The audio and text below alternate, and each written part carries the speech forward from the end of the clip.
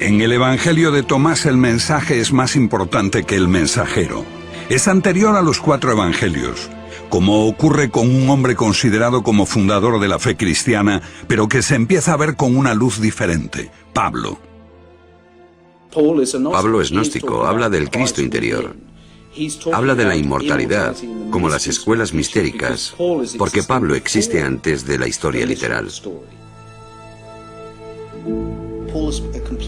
Pablo es un personaje totalmente malinterpretado en la historia. En tiempos de Pablo, digamos, no hay división entre gnosticismo y literalismo, porque el literalismo no se había desarrollado aún. 2 generaciones después, los evangelios de la Biblia hablan en detalle de la vida de Jesús. El mensajero se hace más importante que el mensaje, y Jesús pasa a ser literalmente el Hijo de Dios. Pero antes de eso, Pablo, a pesar de posteriores adaptaciones e inserciones, nos habla todavía de Jesús como de un misterio, una metáfora, una voz interior.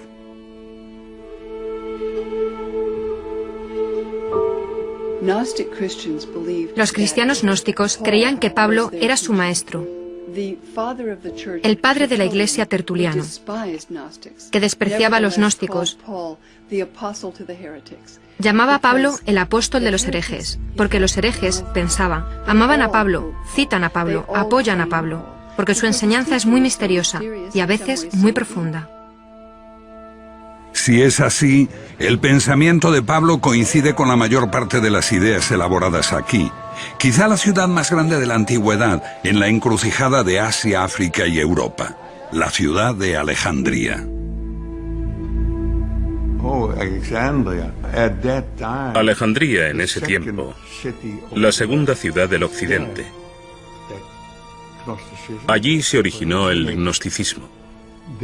Allí vivían los egipcios, los griegos, y había más judíos en Alejandría que en Judea y Galilea en aquella época.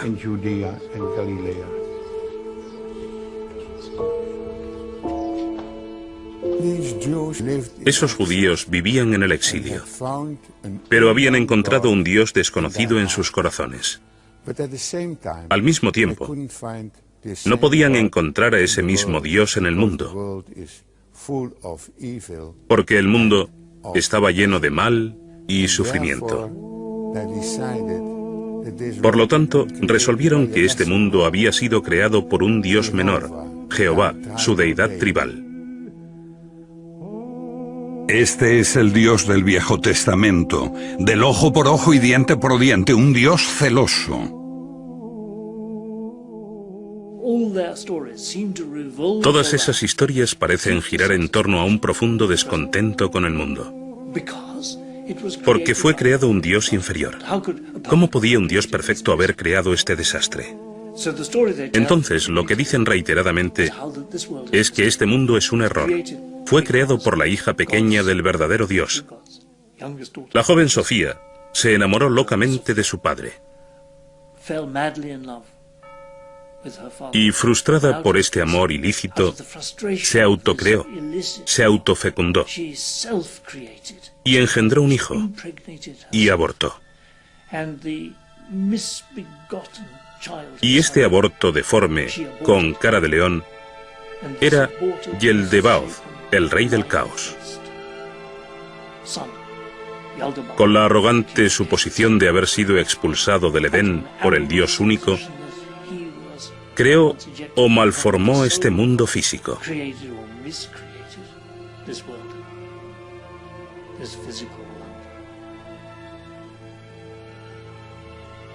Entonces, este mundo es el fruto de una pasión ilícita y fue creado por Yeldebaoth, al que los judíos veneraban como el auténtico Dios.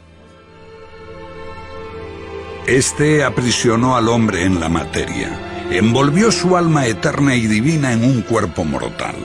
El creador de este mundo físico modeló al hombre a su propia imagen, para siempre esclavo de la materia. Y el buen Dios, el verdadero, lleno de misericordia, envió a Jesús para redimir a la humanidad de Yeldebaoth.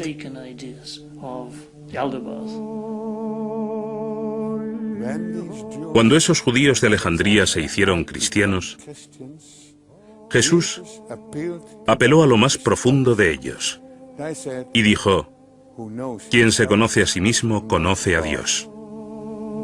Prepárate para el encuentro con tu propia esencia, con tu propia realidad.